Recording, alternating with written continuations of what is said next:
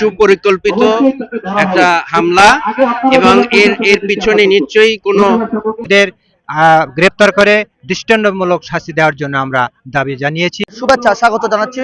এই মুহূর্তে কলাপাড়া উপজেলার যে মূল সড়ক রয়েছে, ঢাকা এবং কুয়াকাটার যে মূল সড়ক রয়েছে, সেই মূল সড়কে কুয়াকাটা খানাবাদ ডিগ্রি কলেজ অর্থাৎ জহুরুল ইসলাম মিরুনের যে নিজস্ব কর্মরত যে শিক্ষা প্রতিষ্ঠান রয়েছে, কুয়াকাটা খানাবাদ কলেজের ইতিমধ্যেই মানববন্ধন এবং বিক্ষোভ মিছিল কিন্তু চলমান রয়েছে। এই মুহূর্তে আমরা এই মানববন্ধন নিয়ে কথা বলার চেষ্টা করব যে কুয়াকাটা খানাবাদ ডিগ্রি কলেজের সম্মানিত প্রিন্সিপাল যিনি রয়েছেন, আমরা তার সাথে কথা বলার চেষ্টা করব। এই মুহূর্তে আমরা তার সাথে কথা বলার চেষ্টা করব। স্যার, জহুরুল ইসলাম মিরন একজন সুস্থ সাংবাদিক হিসেবে ছিলেন এবং রাজনীতিবিদ ছিলেন, এছাড়া একজন খানাবাদ কলেজের প্রভাষক হিসেবে দায়িত্ব পালন করছেন।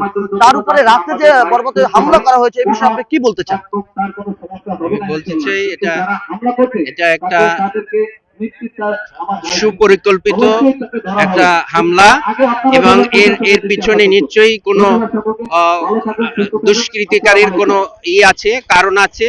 কারণ হলো এখানে যারা প্রতিবাদী হয় তাদের বিরুদ্ধে এই হামলা হয় এবং যাতে এই প্রতিবাদী মানুষগুলো বেঁচে থাকতে পারে এবং সমাজের উপকার করতে পারে, সেজন্য সবাইকে আগাই আসতে হবে, যাতে আমাদের এই পরিবেশ, আমাদের দেশ, এটা রক্ষা করার জন্য এইরকম সাহসী লোক যাতে আমাদের দেশের নেতৃত্ব দিতে পারে, সেজন্য তাদের রক্ষা করার জন্য সকলকে আগাই আসতে হবে।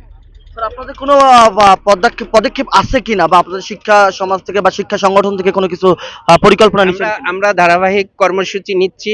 আমরা প্রশাসনের পরবর্তী কর্মসূচিগুলো দেখব, তাদের সাথে যোগাযোগ রক্ষা করব, তাদের অবহেলা দেখলে আমরা ওই অনুযায়ী পদক্ষেপ গ্রহণ করব। স্যার, বিশেষ করে অনেকটা সময় পার হয়ে গিয়েছে, এখন পর্যন্ত প্রশাসন কোনো ব্যবস্থা নিচ্ছে না, তাই এই বিষয়ে আপনি কি বলবেন? প্রশাসনের সাথে আমরা কথা বলেছি, তারা বলছে যে তাদের মতো করে তারা অগ্রসর হচ্ছে, কিন্তু এখনো ভিকটিমের পক্ষ থেকে কোনো আবেদন সেখানে দাখিল করা হয়নি বিধায় তারা প্রয়োজনীয় যে অগ্রগতি সেটা দেখাতে পারছে না।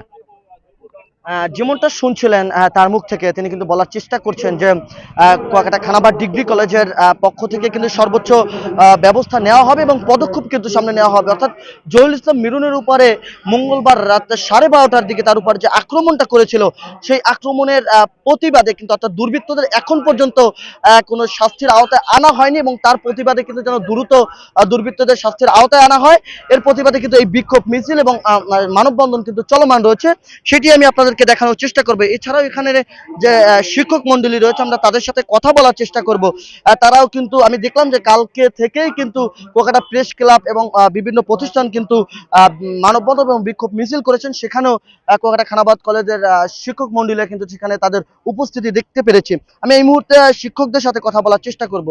স্যার, বিশেষ করে জহুরুল ইসলাম মিরন একজন সুস্থ রাজনীতিবিদ ছিলেন, তাছাড়াও কুয়াকাটা খানাবাদ ডিগ্রি কলেজের একজন সুদক্ষ শিক্ষক ছিলেন।